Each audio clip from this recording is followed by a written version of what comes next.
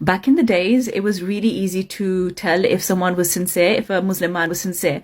The majority of them would offer marriage and go through with it, you know, if the girl accepted. So there are two types. Those that offered marriage and they went through with it, and the other type that would, you know, ask her to be his girlfriend, okay?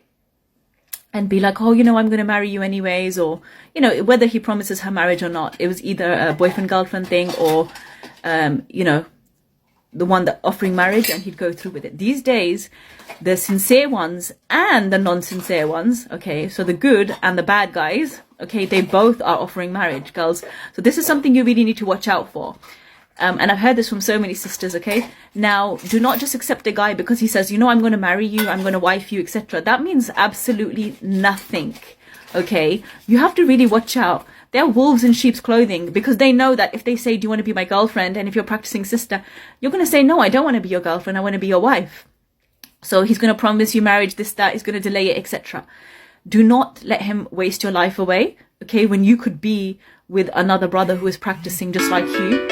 So inshallah, you know, watch out, filter them out, take your time, and do not give yourself to someone just because he says, you know, I'm offering you marriage and I'm gonna wife you. No, that means absolutely nothing until he actually follows his words up with action, okay? And you know, he wifes you and he goes to your wali, he actually takes steps, okay, active steps, and he does not make excuses.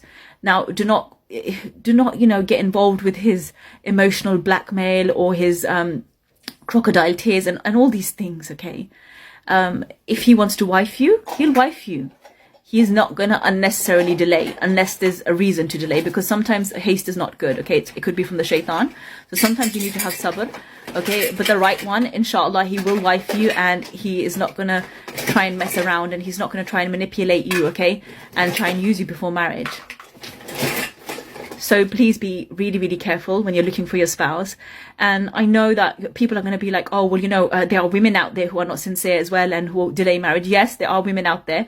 But the purpose of my post, it's, look, I make it on both genders. And right now I'm talking about what's affecting sisters, which is why I'm talking about this. So yes, there are sincere and non-sincere people among both genders.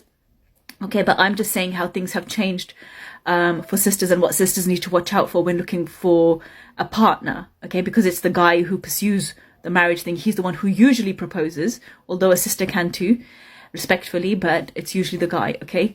And it's him who needs to prove that he's a real man.